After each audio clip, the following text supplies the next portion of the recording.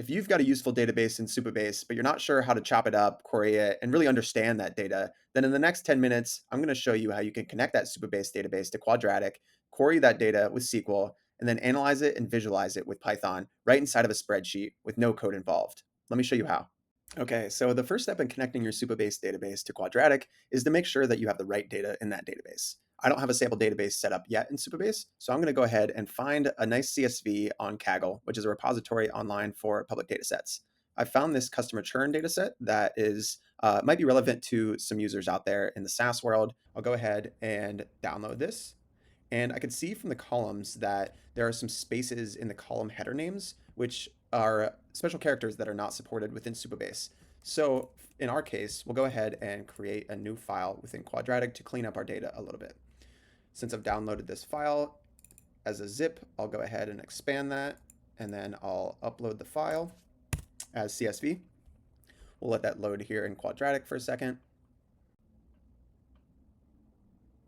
And now that we have our CSV, I'll take a look at the data set.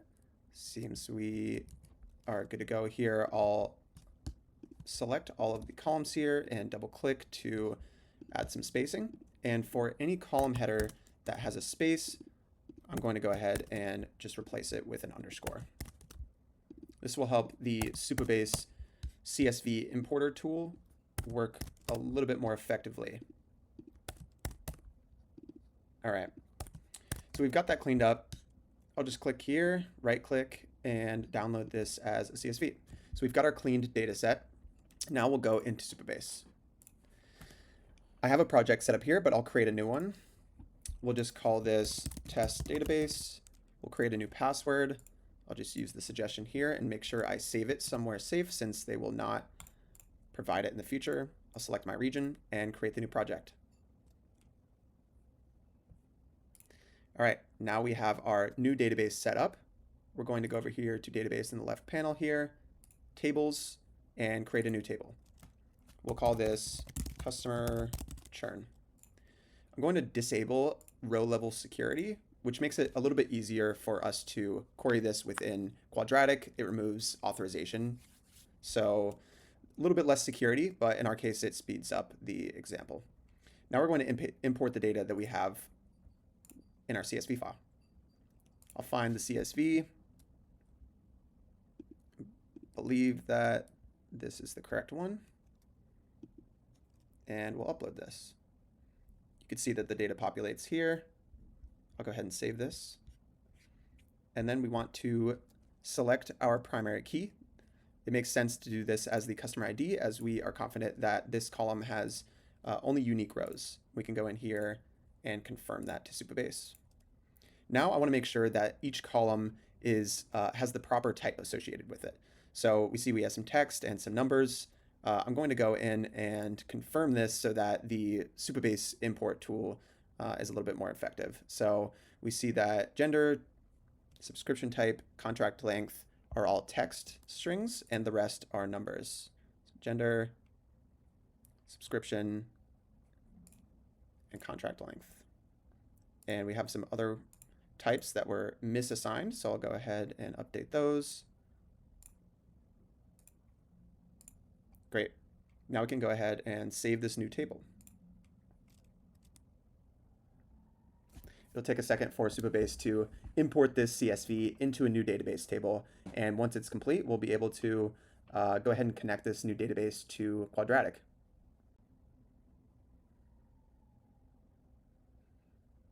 Okay, it looks like it's complete. During the import, it said that it was importing 440,000 rows-ish, and in the actual CSV, it looks like we have 440,000. However, after the import, it looks like it only imported actually 176,000. Now, this is just a discrepancy with the Supabase CSV import tool. There are issues that you might want to take up with Supabase in regards to importing CSVs. However, if you're concerned about missing data, you might want to try one of the other 4 options to import your data into a Supabase database. However, this is fine for what we need it now. Let's go ahead and connect Supabase to Quadratic. So what you're going to do is click the connect button, and you're going to scroll down and use the session pooler direct connection option.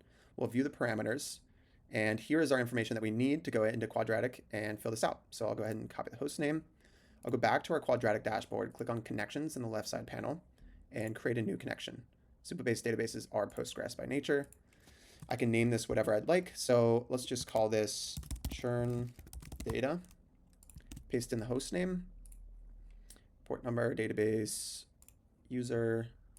This is Postgres.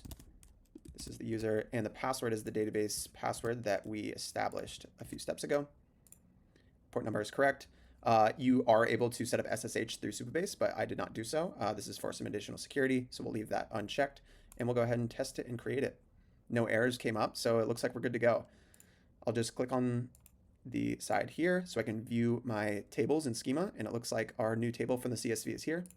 I'll view the schemas. You can see all of the column headers that we've set up, and I'll create a new file with the selected table. Now it's going to query 100 rows from the database. I'll just remove this limit to make sure that all 176,000 rows are here.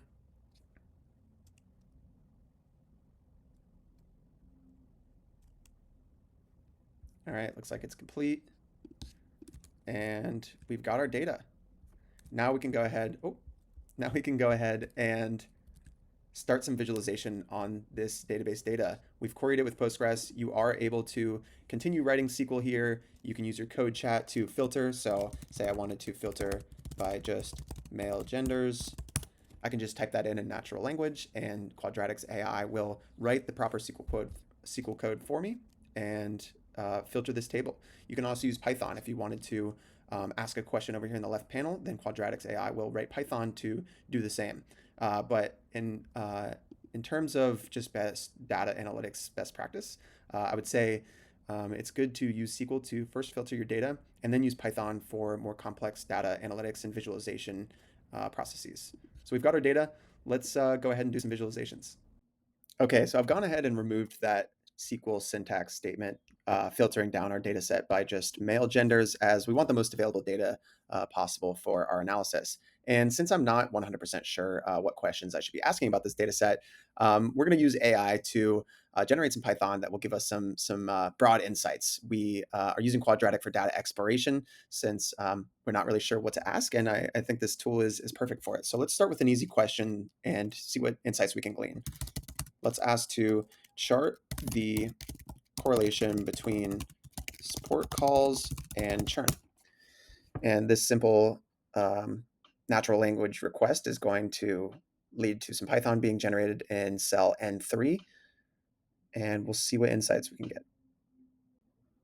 We've got an error on the first try. Let's see what AI says it is. Looks like the columns may not have been properly formatted as numbers.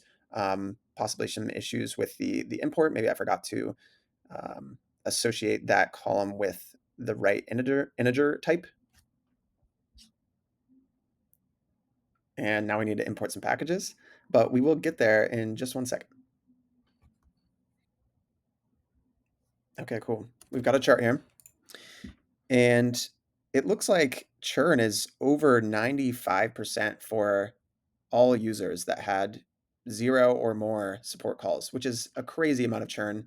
Unfortunately, my hunch is that since the data set was not imported in full into Supabase, our data set is incomplete, and a lot of the missing rows likely had a 0 here in the churn column, leading to most of our data being churned users.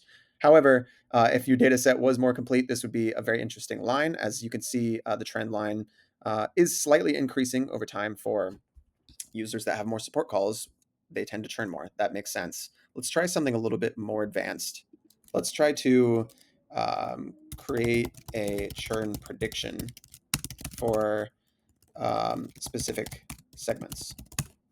Now, another data exploration type of question, but I think it'd be interesting to be able to predict churn for our users based on different attributes so that we can, focus our marketing efforts or our sales efforts on reaching the people that are less likely to churn.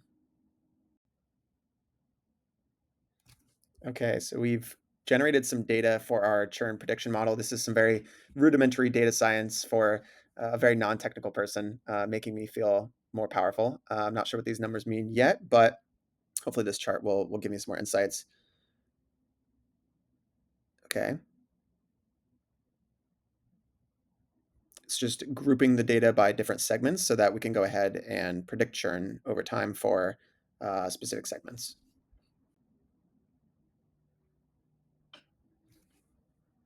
Interesting. Okay, so it looks like um, the importance of age, contract length, support calls.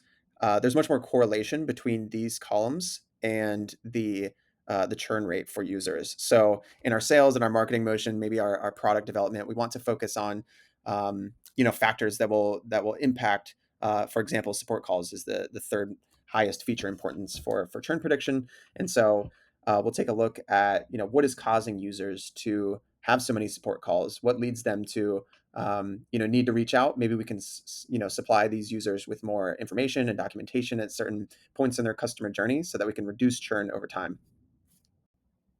So if you're a Supabase user that has a lot of useful data in a database, Quadratic is the place to analyze it. Supabase has some tools to be able to view this data, but really diving into it, chopping it up with Python or JavaScript and understanding that data can be a little difficult. So bringing over your data, connecting it from Postgres to Quadratic, and querying it via SQL, then analyzing that data with Python is a great use case for anyone that is using Supabase databases. So I hope you found this video interesting, and we'll see you on the next one. Thanks.